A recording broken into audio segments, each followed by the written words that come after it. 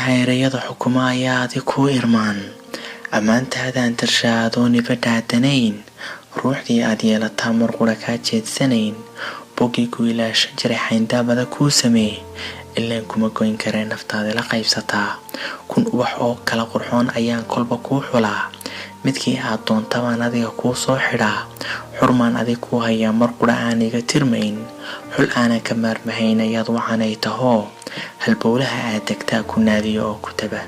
sidoo nagar kuu ahaan agtaaduun imanayaa dhabtaada ii ah duuni agjoogaagaa dawo ah naqdooglaadiito oo adan harba kaa helaa dabuubtaad leedahaan dhagtayda u raadciyaa ilaan kuma dhayalsadee dhawaaqaaga i haga markaad iidaan farxaa dhooluhu adig kula qoslaan markaad urugtaan murugaa dareen baan kula qabaa arbaca xubbigii tegay dhankaaguu ii wadaa dhulkaadin yar booqataan dalxiisii u soo baxaa carafta u bixii lahaa adaa ka udgoon ku weyn intaad dumar duni ku nooladaan keli kaala baxay kaldeeqaada ah oo isiiyey kalsooni badan sidaadii dhowrataan u bogay oon kuula dhacay intii lagu soo korshiyey xaq dhowr adigaa yaqaan aragga indhahaad kabtaa duxiya nafaqaad u tahay tuntii abidugu wacnayd adaa dheemanay mar helay hankaad ila geedisaa dhibta adiga tiri taqaan